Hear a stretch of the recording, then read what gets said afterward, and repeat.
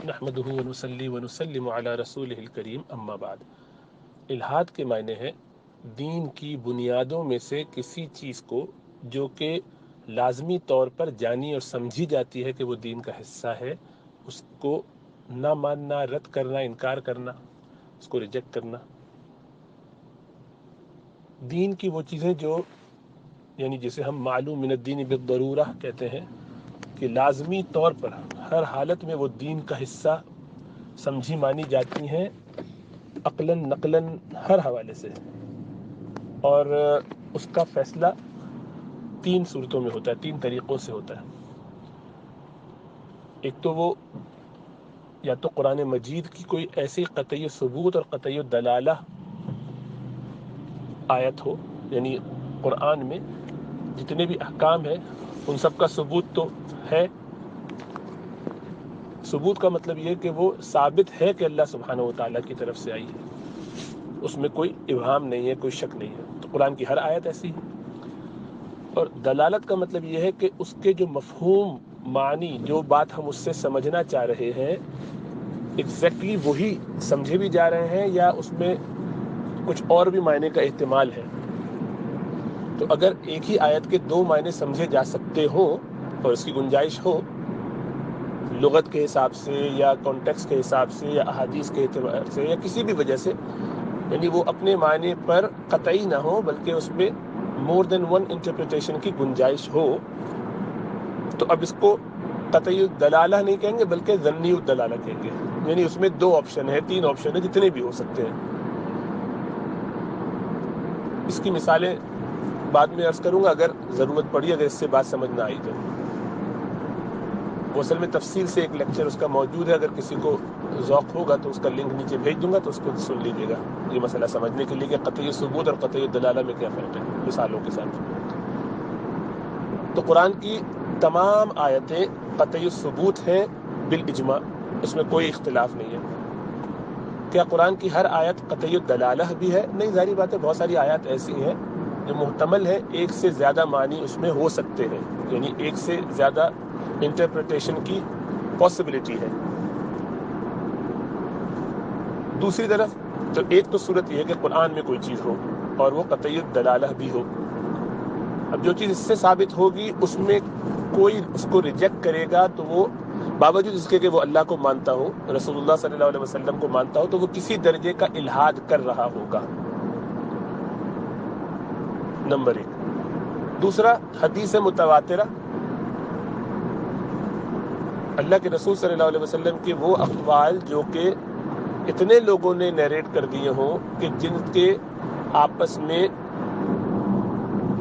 مل کے جھوٹ پر جمع ہو جانا یا بھول گئے، سب کے سبھی غلطی لگ گئی، سب کو سبھی نعوذ باللہ حافظہ خراب سب کا ہو گیا تھا، کسی کے ہی سمجھ میں نہیں آیا یا سب نے جھوٹ پہ کمر بند کس لیا کہ ہم مل کے اس کو خراب کریں گے، نعوذ باللہ۔ تو اگر ایسا کیا ہو، ساروں نے مل کے کنکوکٹ کیا ہو، تو وہ اتنے زیادہ ہوں اور اتنے مختلف وقتوں میں ہوں کہ یہ ممکن ہی نہ ہو کہ ایسا ہو سکتا ہے، یعنی وہ ٹیکنیکلی پاسبل نہیں ہے۔ اس کی مثال اگر دی جائے تو یہ کہ جیسے آج کل 11 ستمبر کا جو واقعہ ہوا تھا، اب کوئی شخص کہے کہ نہیں یہ واقعہ ہوا ہی نہیں تھا، تو واقعہ بیک گراؤنڈ چھوڑ کے واقعہ ہوا تھا کہ نہیں، یہ اتنی زیادہ ماسلی ٹرانسمیٹڈ بات ہے کہ اس کا انکار جو کرے گا وہ احمق ہے۔ وہ کہے کہ مطلب یہ ہوا ہی نہیں، ہوا کیسے نہیں ہوا ہے، سب جانتے ہیں۔ آپ نے نبی دیکھا ہو تو اتنے لوگ کہہ چکے ہیں کہ وہ سب کے سب یہ پلان کر کے کنکوکٹ کریں، یا یہ کہ کورونا وائرس کوئی نام کی چیز ہی نہیں ہے، یہ سب ہوائی باتیں، بے وقوفی کی بات ہے۔ اتنے لوگ کہہ رہے ہیں، کیوں ہوا، کیسے ہوا، وہ الگ بات ہے، سازشی اور بنایا وہ الگ بات ہے، لیکن اتنے لوگ کہہ چکے ہیں کہ اب اس پر انکار کرنا سب نے تجربہ کر لیا، یہ بالکل قطعی ہے۔ اس میں بھی پھر وہی بات ہوگی کہ کیا ثبوت تو ہو گیا، کیا معنی بھی اس کے متعین؟ ہاں، معنی بھی دیکھے جائیں گے، اگر ہے تو ٹھیک ہے، نہیں ہے تو نہیں۔ اسی طریقے سے اجماع امت کے تمام فقہا جو ایک وقت میں موجود ہوں، کسی بھی زمانے میں ہو، سمجھ لیں سب کے سب جہاں پیدا ہوئے وہاں سے مر گئے، جب تک 100 سال میں مثال کے طور پہ، اور وہ سارے کسی ایک وقت میں ہر ایک ان میں سے سب کے سب اس پہ سے اتفاق کر لیں کہ نہیں یہ بات ایسی ہے۔ جیسے حضرت ابو بکر صدیق کے خلیفہ ہونے پر سب نے اتفاق کر لیا، اس کو صحیح غلط ماننا اپنی جگہ، لیکن یہ کہ وہ بہرحال خلیفہ وقت تھے، پہلے خلیفہ وہ تھے، سب نے ان کو خلیفہ مانا، کسی نے اس سے اختلاف نہیں کیا، یہ اجماع ہو گیا امت کا کہ وہ خلیفہ وقت ہے۔ اب کوئی ان کو پسند کرتا ہے نہیں کرتا، شیعہ حضرات یا دوسرے، وہ الگ بات ہے، لیکن وہ یہ نہیں کہہ سکتے کہ وہ خلیفہ بنے۔ جائز ناجائز وہ کہتے ہیں، لیکن وہ یہ نہیں کہہ سکتے کہ وہ پہلے خلیفہ تھے ہی نہیں، وہ تو کوئی اور صاحب تھے۔ ایسے آپ ابو بکر کا نام لے رہے ہیں کتاب میں، تو ایسے لکھ دیا آپ لوگوں نے، تو کوئی اور صاحب، یہ کوئی نہیں کہہ سکتا اپنے ہوش و حواس میں۔ لیکن ٹیکنیکلی وہ تھیوریٹیکلی بات لکھی ہوئی ہے کہ سب نے ان کے ہی ہاتھ پہ اجماع کیا تھا، کوئی اور نہیں تھا جس کے ہاتھ پر سب نے اتفاق کیا ہو کہ وہ ہمارے امیر ہیں۔ تو ایسی بہت سی مثالیں اور ہیں، یا قرآن جو ہے باقاعدہ لکھوایا گیا ان کے زمانے میں، اس پر اجماع ہے امت کا کہ لکھوایا گیا۔ تو یہ تین چیزیں ہیں، قرآن، حدیث متواترہ اور مشہورہ، اور اجماع امت۔ ان میں اگر کوئی چیز آ گئی تو اب وہ دین کی اساس ہے، بنیاد ہے، اس میں سے کسی بھی چیز کو ریجیکٹ کریں گے تو آپ الحاد کر رہے ہوں گے، ٹھیک ہے۔ اب الحاد کی اب اس میں بھی پھر کیٹیگریز ہیں۔ ایک آدمی ان میں سے عقیدے کی کوئی چیز ریجیکٹ کرتا ہے، ایک آدمی ان میں سے ایک بات کی ریجیکشن تو کرتا ہے لیکن تعویل بھی کر لیتا ہے، ایک آدمی ریجیکٹ کرتا ہے لیکن اس لیے کرتا ہے کہ وہ جانتا نہیں ہے کہ وہ جس کو ریجیکٹ کر رہا ہے وہ معلوم من الدین بالضرورہ ہے، یا مانتا نہیں ہے کہ وہ معلوم من الدین بالضرورہ ہے۔ تو ان کی ظاہری بات ہے پھر حکم بدل جائیں گے۔ تو ایک شخص دین کے معلوم من الدین بالضرورہ، یعنی وہ ایبسلوٹ ایسینشلز دین کے جو ہیں وہ کیا ہے، اس میں ایک شخص اللہ ہی کا انکار کر دیتا ہے کہ اللہ نہیں ہے، نعوذ باللہ، کفر۔ وہ کہے اللہ نہیں، کوئی بھی خالق نہیں ہے، تو یہ ایتھیزم ہو گیا۔ تو یہ تو ایکسٹریم مثال ہو گیا۔ اللہ کے ساتھ ایک اور بھی اللہ ہے، یہ شرک ہو گیا۔ نہیں، اللہ ہے لیکن رسول اللہ نہیں ہے، یہ بھی کفر کی ایک شکل ہے۔ ایک وہ ہے کہ جناب ہے تو رسول، لیکن رسول کی جو ایٹریبیوٹس ہیں ان میں سے وہ آخری نبی نہیں ہے، یہ بھی کفر الحاد، لیکن ایک شکل اس کی۔ اسی طریقے سے درجہ بدرجہ آپ نیچے آتے جائیں گے۔ تو اس میں غامدی صاحب جن چیزوں کا انکار کرتے ہیں وہ آپ بھی جانتے ہیں، یعنی مثلاً وہ سود کی ایک شکل کو جو بالاجماع حرام ہے، احادیث متواترہ کی بنیاد پہ حرام ہے، اس کو نہیں مانتے۔ اچھا، اس میں وہ تعویل کرتے ہیں۔ اسی طریقے سے پردے کے بارے میں اس کو وہ دین کا حصہ نہیں مانتے۔ حدیث کے بارے میں وہ کہتے ہیں کہ حدیث حجت نہیں ہے، انکار حدیث وہ نہیں کرتے۔ وہ مسئلہ الگ میں سمجھاتا ہوں کہ یعنی وہ منکر حدیث نہیں ہے کہ جو ریجیکٹ کرتے ہیں ساری احادیث کو، یہ مسئلہ الگ سے بتاتے ہیں، لیکن وہ حدیث کی حجت ہونے کے خلاف ہے۔ وہ یہ کہتے ہیں کہ حدیث سے دین کا کوئی مسئلہ جس سے دین میں اہمیت حاصل ہو، ایسا مسئلہ کہ جس پر ہمارا سوال جواب ہوگا، برکت کی چیزیں کیجیے، بہت اچھا، ثواب مل جائے گا، اللہ خوش ہو جائیں گے، لیکن اس سے ہم دین کا کوئی حکم ثابت نہیں کریں گے۔ یہ فرق ہے، وہ بھی ہم آگے آتے ہیں اس پر انشاءاللہ تعالی۔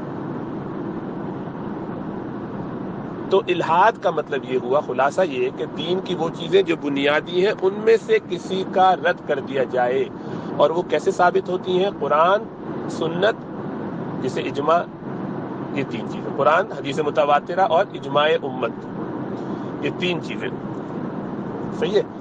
لیکن یہ قطعی ثبوت تو ہیں ہی تینوں کی تینوں، ان میں سے کسی کے ثبوت پہ کوئی کوشچن نہیں، لیکن دلالت بھی قطعی ہونی چاہیے، یعنی اس سے ایک سے زیادہ معنی نکلنے کا احتمال نہ ہو۔ اور عموماً یہ سب چیزیں اسٹیبلش ہو جاتی ہیں، ایک سے زیادہ معنی کا جہاں جہاں احتمال ہو، وہاں اگر امت کا اجماع ہو جائے کسی ایک معنی پر تو بس وہ معنی بھی پھر متعین ہو جاتے ہیں، اب گویا اجماع کی بنیاد پر وہ معنی ایک طے ہو گئے۔ مثلاً ایک آدمی یہ کہہ سکتا ہے کہ قرآن میں عذاب قبر کا جو تذکرہ ہے وہ ایسا لگتا نہیں کہ وہ قطعی ہو، لیکن حدیث بہت ساری موجود ہیں، لیکن ہر حدیث میں الگ الگ قبر کا عذاب آیا ہے، تو ہم عذاب قبر سے مراد کچھ اور لیں گے نہیں، لیکن پھر امت نے اجماع کر کے متعین کر دیا کہ اب یہ اس کے معنی ہے، اس کا مطلب یہی ہے، صحابہ نے کیا، صحابہ کے شاگردوں نے کیا، ان کے بعد والوں نے کیا، اور آج تک امت اس پر اتفاق کرتی چلی آ رہی ہے، اب یہ متعین ہو گیا۔ یا قرآن کی اس آیت میں کہ خاتم النبیین کا لفظ خاتم کے مطلب انگوٹھی بھی ہو سکتا ہے اور اسٹیم بھی ہو سکتا ہے، تو چلو ہم اس کو اسٹیم کے معنی میں لیں گے کہ ان کے اسٹیم سے آگے نبی بنیں گے، لیکن وہ آخری نبی اس طور پہ نہیں ہے، ایک طرح سے ہے لیکن دوسری طرح سے نہیں ہے، تو ذلی نبی کوئی آ سکتا ہے مثلا۔ تو یہ چونکہ امت کا اجماع ہو گیا کہ اس آیت کا مطلب یہاں پر یہی ہے، ایگزیکٹ یہی معنی ہیں کہ اب ان کے بعد کوئی نبی نہیں آئے گا.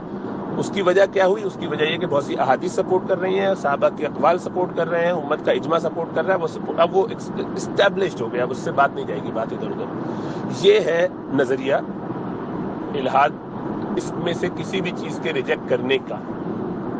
تو اب وہ کس درجے میں ہوگا، وہ ہر آدمی کا اپنا اپنا لیول ہے. ایک آدمی یہ کہہ دیتا ہے کہ بھائی میں سب کچھ دین میں مانتا ہوں لیکن میں مرتد کی سزا نہیں مانتا. اب وہ اپنے آپ کو اس پہ رکھے گا معیار پہ کہ کہاں وہ آ رہا ہے. تو وہ ایک درجے کا الحاد تو ہے، اس لیے کہ وہ لیکن بہت مائنر ہے، اور اس میں وہ تعویل کر لیتا ہے، اور اس سے بڑھ کر یہ کہ اس کو اس کا معلوم نہیں ہے. مطلب وہ یہ سمجھتا ہے کہ نہیں، اس پہ انف دلیل نہیں ہے موجود، کیونکہ اس نے اس کو پڑھا نہیں، اس طریقے سے سنا ہے خالی. غامدی صاحب جب ارتداد کا رد کرتے تو وہ اس کی تعویل یہ کرتے ہیں کہ وہ انہی لوگوں کے لیے خاص تھا، لیکن اجماع امت اس کو متعین کر چکا کہ نہیں، وہ ان کے لیے خاص نہیں تھا. یہ امت میں عملی طور پہ تواتراً چلا آ رہا ہے. تو اب یہ ہے کہ اس سے کسی پر کفر کا فتویٰ نہیں لگایا جاتا جب تک کہ وہ تعویل کر رہا ہو.